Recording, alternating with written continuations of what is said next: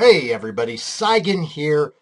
It's a Quester's Rest time. You may notice that I have this side of the screen open, and that's because we're actually going to do, it's not really a top 10 list, we're going to call it a top 10 list, top 10 of Saigan's favorite anime that he can think of right now while he's making the list.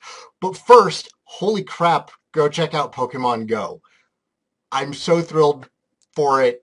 I already play Ingress lightly. I'm not like heavily into Ingress, but there have been times where playing Ingress, I have literally thought to myself, boy, it sure would be great if this was like Pokemon instead. You mad geniuses. Anyhow, I'm putting together this list. Borg, a fellow streamer and occasional viewer on my Twitch stream, has recently gotten into anime, and he's like, I need recommendations for what to watch. Now, anime is a very super divisive thing. Everybody's going to have their favorites. Everybody is going to have stuff that they hate. If your favorite isn't on this list, well, there's a lot of anime. There are strong odds that I haven't even seen your favorites. With that in mind, these are mostly not in any order. My number 2 and number 1 are very, very close together. Some of you might also already have like a small guess what my number 1 might be. Shh, you'll ruin the surprise. So, taking it from the top, Perfect Blue, which was directed by Satoshi Kon. It's one of his earlier ones. He's also the guy who did Millennium Actress, Tokyo Godfathers, Paranoia Agent, Paprika. Everything that this guy has ever touched is golden. He was my favorite director, and it broke my heart when he passed away. I very seldom cry when, like, you know, a famous person has passed away, or an artist, or, you know, some kind of actor or whatever. Satoshi Kon got tears because his movies have been a major part of my life ever since I first saw Perfect Blue. It's an absolutely incredible movie. It is one of my top 3 movies of all time, the other 2 being Fight Club and Blade Runner. The one with Harrison Ford and the androids. I know the name of the short story it was based on, Do Androids Dream of Electric Sheep, but apparently one of my favorite movies of all time, I can't remember the name to. Anyhow, Perfect Blue is a totally incredible thriller. Amazing pacing. It is one of the examples to me of what a film is as opposed to a movie. Everyone should go watch Perfect Blue. Everyone should go watch anything that Satoshi Kon has ever done. There's nothing that he's touched that is not magic. Next up, number 9, I guess, if we're counting backwards from 10 to 1. They're all great, honestly. Fooly Cooly! Everybody probably guessed, like, oh, Fooly Cooly's going to be on there somewhere. Fooly Cooly's amazing. I don't know how to describe Fooly Cooly. I think that as an introduction anime, like if somebody hasn't watched anime before, you don't show them Fooly Cooly. Fooly Cooly is like way too far out there. But once they get into anime a little bit more and start getting used to it, I think that Fooly Cooly is definitely at the top of its game. It's a little insane.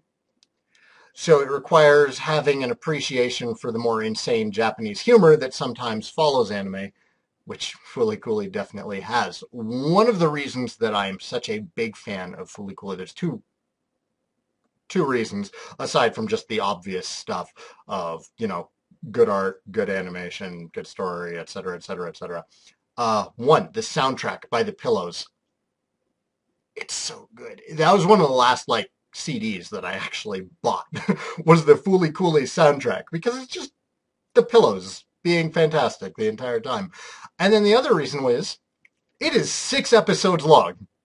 You don't have to invest in going to go watch it. Somebody tells me, hey, Sai, you should go watch Gintama. I'm like, okay, is it good? Yeah, it's hilarious. Go check it out. It's one of the best anime I've ever seen. I pull it up on Crunchyroll. It's like over 170 episodes. I'm like,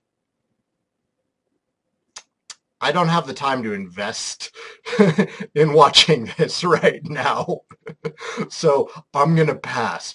Fooly Cooly is 6 episodes long. You can knock it out in an afternoon and you will not regret it. Next up, number 8. This one, actually, I don't know how many lists it's going to be on. I don't know how many people are actually aware of this anime. Chihayafuru.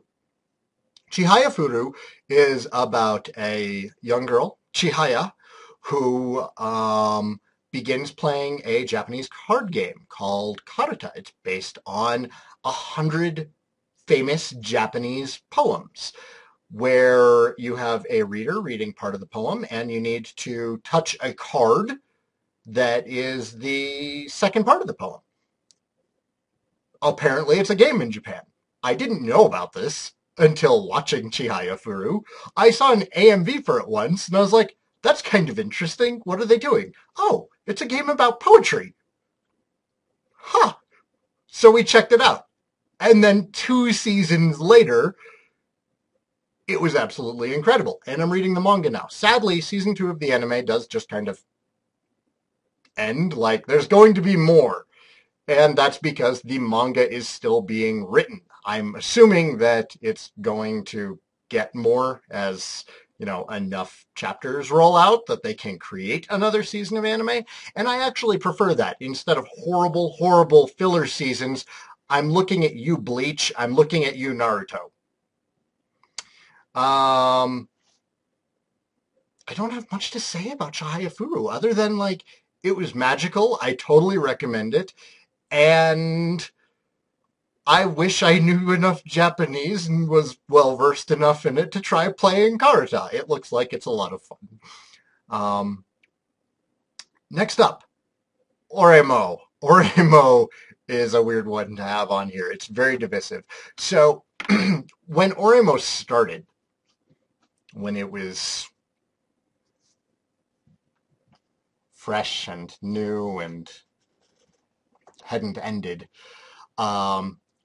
it was a very thoughtful, very funny look at otaku culture and how people might, misinterpret a relationship between a brother and his sister. And then the end happened, and it ruined the show. I still have to recommend Oreimo, because 99.9% of the show is great. It's a great look at otaku culture. It has great themes about being true to yourself, etc., etc., etc. It's funny. The characters are well written. The relationships are very well fleshed out. I know there are some people who loved the ending. Perry and I met over this show on our first date. Actually, we went to a restaurant, blah, blah, blah, blah, blah. I don't do movies on first dates because you don't have a chance to talk and get to know each other. So, pro tip. And, I casually dropped the I like anime bomb, and she's like, oh, I like anime too. And there's this weird thing that happens when you're trying to date and you've kind of been dating for a while. People don't respond well to I watch anime, because then it's like, oh no, they're weird. No. Or games. Oh, he plays Call of Duty. Moving on. Delete from OkCupid. So there was this awkwardness there at first. And, well, what do you watch? I'm like, well, lately I've really been getting into Oreimo. This was at the beginning of season 2. And Fortunately, she was really into Oreimo also, and that became like a weekly thing for us, where she would come over when the new subtitle episode of Oreimo would hit, and we would watch it together, and it was great, and we loved it, and it was a major part of our relationship, and then the ending happened, and there was just a lot of awkwardness. We were kind of watching it like, oh no, why did it end this way? But totally, give it a chance. Worst top 10 list ever. Next up, Soul Eater. Is Soul Eater one of the greatest anime ever made? No. Is it a hell of a lot of fun to watch? It totally is a lot of fun to watch. Fun story, fun characters. It trips a little bit in the second half, but I still totally enjoyed every minute of watching it. And it's one that I can just turn on and watch again, which is saying something for me, because normally I don't watch things a second time. Every anime on this list, and I think that's how I kind of put this list together, was what have I watched more than once? You know, I could watch some of the greatest movies in the world and then probably only watch them once, but I think rewatchability is important in anime, just as replayability is important in video games. I think that something that brings you back to it because you want to experience it again, or you think you might have missed something. Fooly Cooly. Fooly Cooly's a deep show, man. Like, you could write a book on Fooly Cooly, I think. Soul Eater is just fun. No part of it really feels like it's dragging. None of the characters are just downright unlikable. Even the villains in Soul Eater are just, they're great. They're fun. They're well written. The entire show is enjoyable. Go give it a chance. It's even on Netflix. Go give Soul Eater a chance. Next up, Toradora. I kind of have a thing for like the romantic comedy animes. Perry Onan says I'm the girl in our relationship. I don't necessarily disagree with that most of the time. Toradora is a great, great show as well. It is a romantic comedy. It's about this crabby little bitch of a girl named Taiga, and she meets a guy who's completely misunderstood named Ryuji. Ryuji is misunderstood because he looks like an asshole, but he's actually not. So you've got this cute little girl who's a bitch, and then you have this guy who looks like he will stab you and take your wallet, but he's actually like the nicest human being. And they meet and they get to know each other, and it turns out that they're both in love with each other's best friends. Let the hijinks begin. And then the rest of it is just, it's a very well written high school dramedy thing. Watch it. Next up, Samurai Champloo. This is one that you'll probably see across a lot of lists. Samurai Champloo did for the samurai genre of anime what Cowboy Bebop did for sci-fi anime. It added music that you wouldn't necessarily pair with it. Would you pair blues and jazz with sci-fi? No, probably not. Oh, Cowboy Bebop, what's up? Samurai Champloo was like, let's have an anime about samurai and hip-hop. And it works perfectly. It's another anime that I could recommend almost entirely off of the soundtrack. Like Fooly Cooly, the music is great. It's another one that I can just turn on to any episode. Majority of the show, you could watch the episodes individually and it wouldn't make much of a difference. There's the beginning, the middle, and the end points with the major plot points that, you know, do have an order to them. So your first time watching Samurai Champloo, yes, watch it in order. After watching Samurai Champloo through the first time, you'll probably just turn it on to random episodes, whichever one's your favorite, because it's great and the music is fantastic. I like the baseball episode myself. Wonderful episode. We are on to our top three. Now, these ones I definitely feel are some of my favorites. And this one's kind of weird that I have it at so close to the top of my list. We haven't finished watching it yet. Sadly, we discovered this one right before Perry got her new job, and we don't really have much time to watch anime together anymore, except for like Monday and Tuesday mornings. That's like the only time that we have to watch anime together now. It sucks so bad. But we did find Death Parade. Death Parade, thematically, is brilliant. The writing holds it together. The music is good. And you meet new, interesting characters every single episode. The idea behind Death Parade is that when you die, you go to be judged. In Death Parade, this focuses on the arbiters, the ones who are judging human souls after they have passed on. Now, the people, in order to draw out their memories and allow the arbiters to make judgments on them, they have them play games. Things like pool, or a fighting game maybe, possibly bowling. They play, not ice hockey, the other one, the table hockey, with the air that pushes up the puck. I cannot talk today. It was a very long day at work. So they have them play these games to build like stress levels and get people to act out they really feel, to draw out the darkness of their souls, as they put it in the show.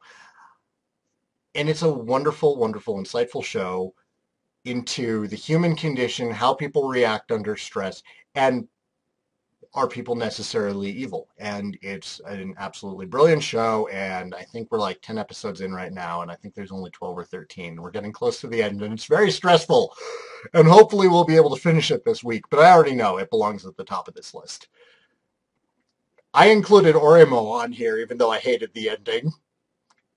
Even if Death Parade is bad at the end, the first 10 episodes were brilliant. Next up, number 2 and number 1 are really, really close. Really, really, really unfairly close, and I hate having to pick between either one of them as being better than the other. Chunibyo is a show about a girl who has what is known in Japan as a chunibyo. You know that weird time in like middle school where everybody just kind of starts experimenting with fiction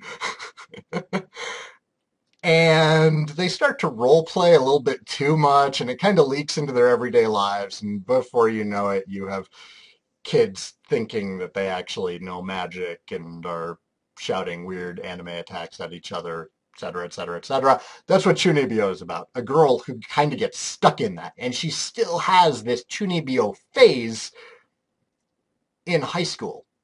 And unfortunately, everybody my age remembers this phase. You probably remember this phase as well. I think the average age on my channel is like 17 and up, but there's probably some of you in this phase right now. It gets better. So Chunibyo actually takes this unique stance on it that Rika Takanashi, our heroine, needs her Chunibyo. It is as much part of her as gaming is part of me.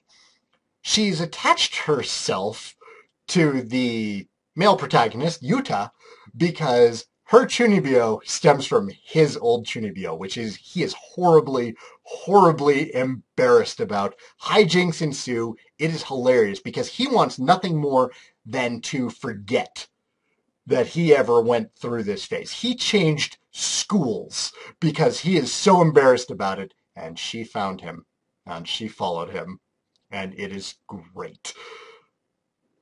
Last but not least, you already know what it is. I have the Team Gurren flag on my wall. I own a core drill. Gurren Lagann is one of the greatest pieces of fiction ever made. It may seem like a completely silly, over-the-top mech anime. This anime is so full of motivational speeches. Like whenever I'm feeling down about something, whenever I start getting depressed, because everybody gets depressed. Depression is just, I swear, like 80% of people will have to deal with depression at some time in their lives. Gurren Lagann is not going to let you be depressed. Gurren Lagann is going to kick you out in the ass and be like, no, You're moving on now. You're moving on today. You don't have time to be depressed. Go out and do something. And that's one of the reasons why I think that Gurren Lagann is great. It doesn't matter how shitty my day has been.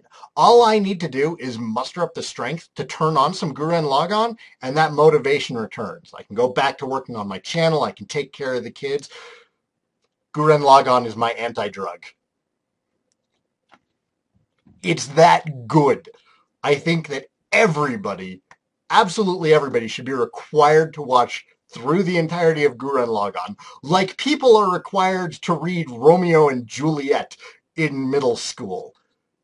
Except Gurren Lagann is way better than any of the shit that Shakespeare ever put on the page. It's so good. Anyhow, that's the list thing. It's not really a top 10. If you disagree with the placement, that's fine. This is the stuff that I thought of that came to mind immediately, and things that I feel are worth watching more than once. So, thank you for watching. Take care, everybody.